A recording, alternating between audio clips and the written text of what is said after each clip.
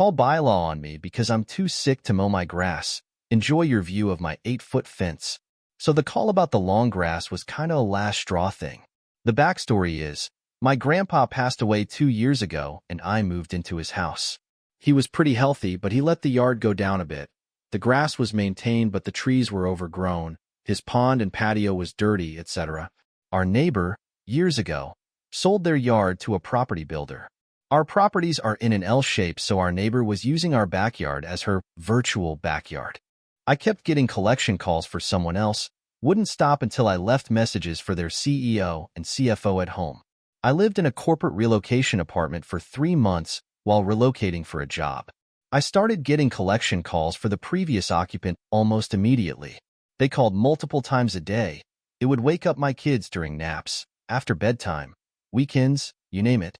I started by politely letting them know I wasn't the person they were looking for.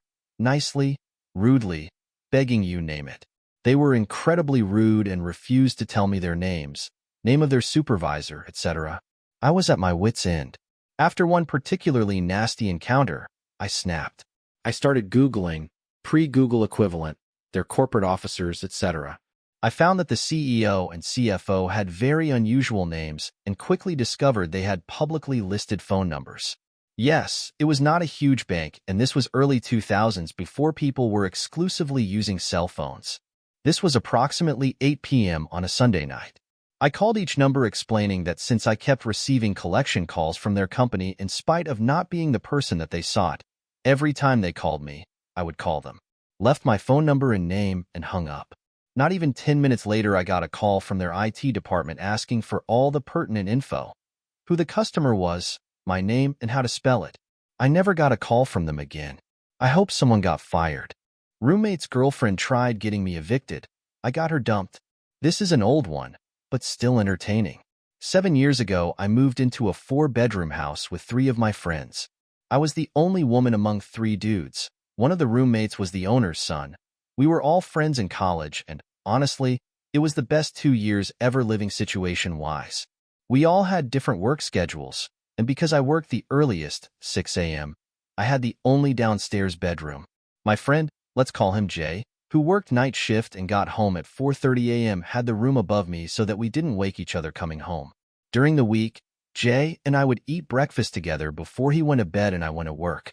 We had a jar in the kitchen we all would throw spare cash in, like $5 to $10 at a time each, that was for common groceries like milk, eggs, basic bread, and occasional house meals and beer, because we were in our early to mid-20s.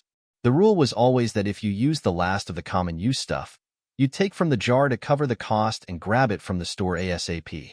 When we grabbed pizza or I'd make a meal for everyone, we used the same fund. This all is very important. About 5 months into the living situation, Jay met Karen and started dating her. He brought her to one of our game nights to introduce her to us to get a feel for how she'd mesh with us, and all was fine when she thought I was only the girlfriend of another roommate. Because we were playing in the dining room right by my room, Karen saw me go in that room to grab a sweater early in the night. Then she saw my roommate, the one she assumed I was dating, go upstairs to grab his phone charger. The entire vibe changed, and she started to ask me who I was dating. She was floored when my roommates confirmed I lived there. I had my own room, and I wasn't dating any of them. She saved face, said she was just surprised I'd want to live with 3 men, and we moved on. Cam, the owner's son, and I were the only ones that realized Karen saw this as a problem.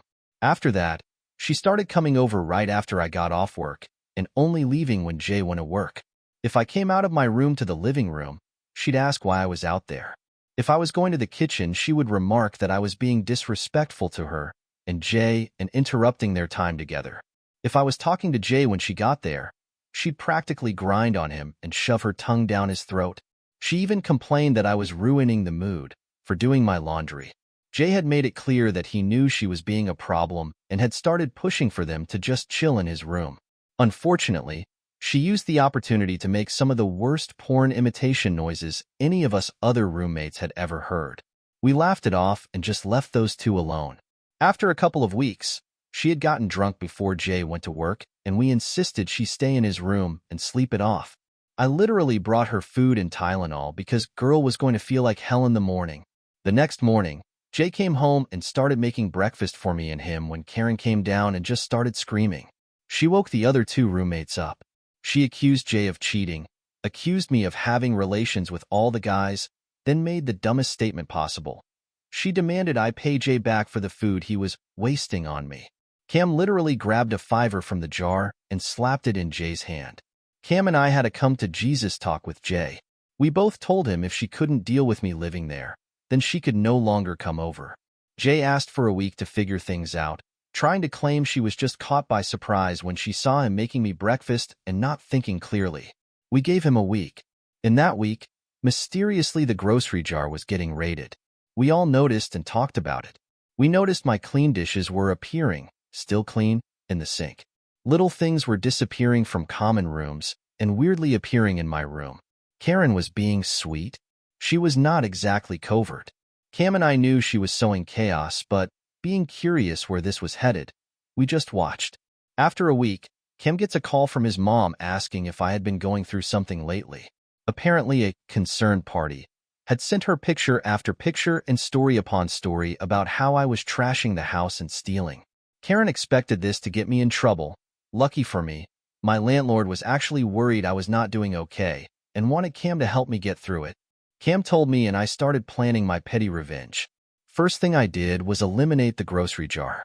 I split up what was in it evenly between the four of us and told them that because of the raided stash, I felt it needed to go away. Karen didn't like this, but when asked why, she claimed it was rude for me to make a unilateral decision. Cam backed me. Battle won. Then I started hanging with Cam in the living room every day. She complained, but Jay told her it's our house and we can do as we please. When she would go to the kitchen, one of always asked what she was doing in our fridge. She stopped going in our fridge after 2 days. The weekend was here, and we knew Jay had an extra overnight shift and Karen was planning to stay in his room so they could hang out the next day. Cue my biggest petty move ever. Just a little information. Cam and I met in college where we both studied theater, specifically acting. That Friday we hung out in his room, right next to Karen's. We made a bit of a show when Jay left and acted like he could not know that Cam and I were hanging out alone in his room. This caught Karen's attention.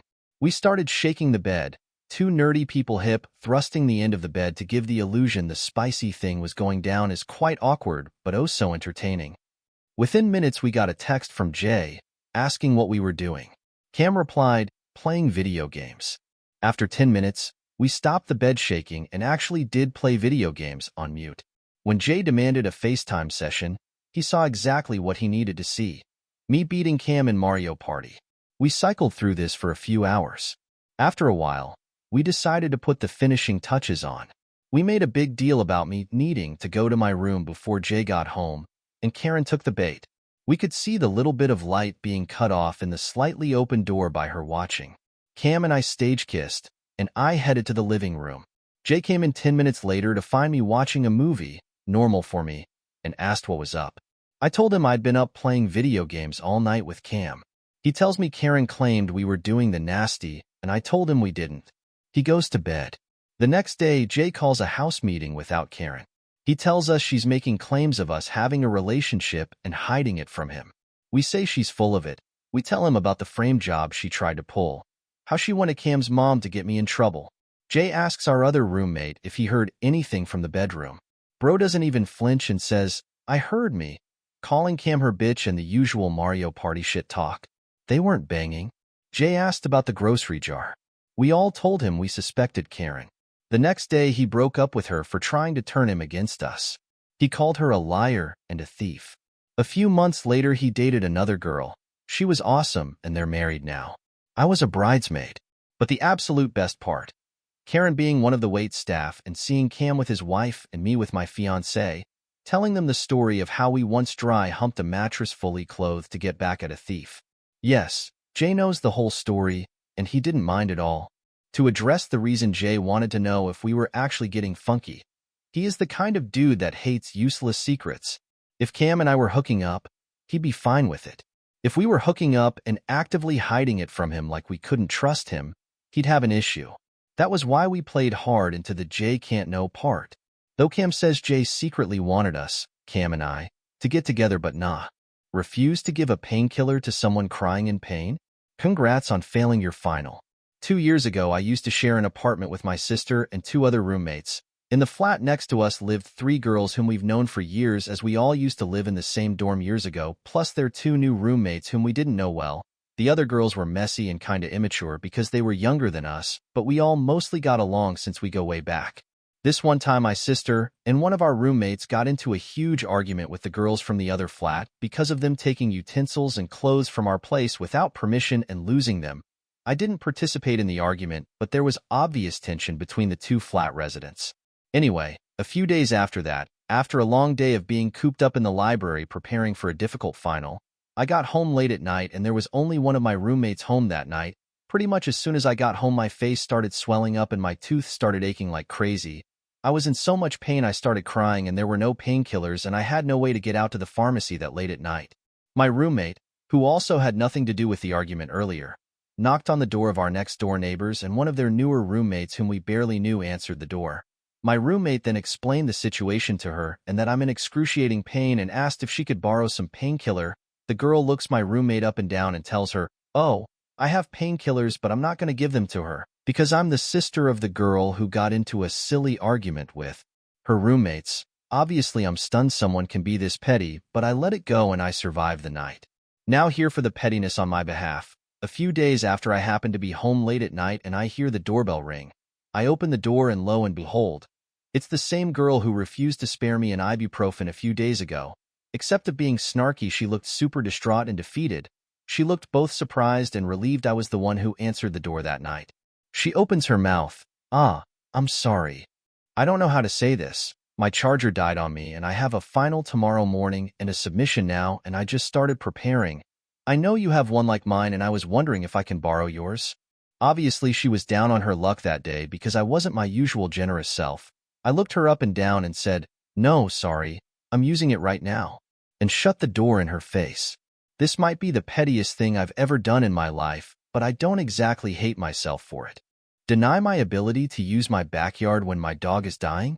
All right, you'll no longer be able to enjoy yours. A couple months ago, our lovely older pit bull was fighting cancer, and we had the painful decision made to have her put down. She was low on energy at this point. Moving was difficult, and getting her to eat was getting near impossible. With that, one of the only things we wanted to give her was one last day outside in the backyard. So, the day before she was to be put to sleep, in the early morning I set out to set up a tent in our backyard and filled it inside and outside with things our dog absolutely loved. I noticed as I was setting things up, the neighbor behind us was placing sticks and leaves in their fire pit, which normally I wouldn't care at all, but the poor dog is having trouble breathing at this point. I figured it wouldn't be an imposition to let them know my current situation and asked if they could postpone the burning just for today. The wife let me know that they are just going to be burning a few things to clear their yard and it won't last very long at all, and she gave me some level of understanding about the dog. With that, she lit up the fire and the smoke billowed into my backyard. For some context, the neighbor is directly behind my property. I have about a 100-foot x 100-foot backyard and theirs is about 50-foot length x 100 feet wide. Just to add this, I don't mind if people are burning things around me. I am not particularly fond of it, but if it makes them happy, that makes me happy. A few hours go by. I notice they are still outside adding more things to the fire. I approach and ask them kindly on an ETA, trying to be as patient and understanding as possible. They say they are almost done. A few hours later, there is a raging fire outside and I can visibly see the husband outside pointing at my home, yelling, and then adding actual campfire logs, no longer leaves and sticks. At this moment, I'm not angry. I am just very sad.